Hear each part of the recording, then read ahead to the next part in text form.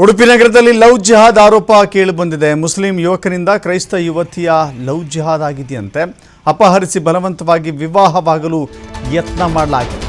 ಈ ಲವ್ ಜಿಹಾದ್ ಅನ್ನೋ ಪದ ಬಳಕೆ ಯಾವಾಗ ಆಗ್ತಾ ಇತ್ತು ಅಂತ ಹೇಳಿದ್ರೆ, ಮುಸ್ಲಿಂ ಯುವಕ ಹಿಂದೂ ಯುವತಿಯನ್ನ ಮದುವೆ ಆದ ಅಂತ ಹೇಳಿದ್ರೆ ಆಗ ಲವ್ ಜಿಹಾದ್ ಅಂತ ಹೇಳ್ತಾ ಇತ್ತು. ಇದೀಗ ಮುಸ್ಲಿಂ ಯುವಕ ಕ್ರೈಸ್ತ ಯುವತಿ ಕಿಡ್ನಾಪ್ ಬಳಿಕ ವಿಶೇಷ ವಿವಾಹ ನೋಂದಣಿಗೆ ಅರ್ಜಿ ಸಲ್ಲಿಕೆ ಆಗಿದೆ. ಉಡುಪಿ ನಗರ ಪೊಲೀಸ್ ಠಾಣಾ ವ್ಯಾಪ್ತಿಯಲ್ಲಿ ಈ ಘಟನೆ ಸಂಭವಿಸಿದೆ. ಮೊಹಮ್ಮದ್ ಅಕ್ರಮ್ ವಿರುದ್ಧ ಲವ್ ಜಿಹಾದ್ ಆರೋಪ ಮಾಡಲಾಗಿದೆ.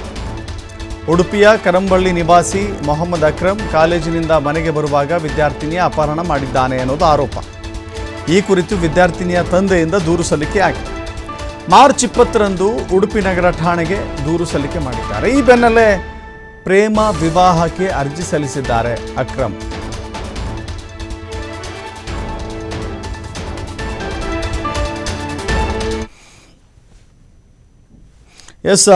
ಪ್ರೇಮ ವಿವಾಹಕ್ಕೆ ಅರ್ಜಿ ಸಲ್ಲಿಸಿದಂಥ ಫೋಟೋಗಳನ್ನು ಕೂಡ ನೋಡ್ತಾ ಇದ್ವಿ. ಇದೊಂದು ಖಾಸಗಿ ವಿಚಾರ.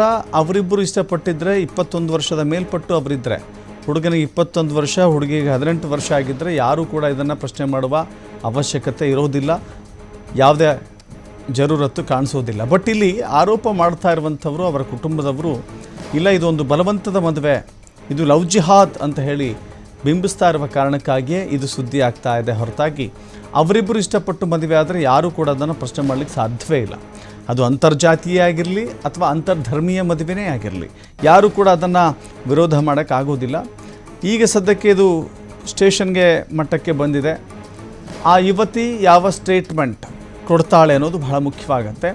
ಯುವತಿಯ ಸ್ಟೇಟ್ಮೆಂಟ್ ಆಧರಿಸಿ ಪ್ರಕರಣ ಹೇಗೆ ಮುಂದುವರಿಸಬೇಕು ಅಂತ ಪೊಲೀಸ್ ಅಧಿಕಾರಿಗಳು ನೋಡಬೇಕಾಗತ್ತೆ.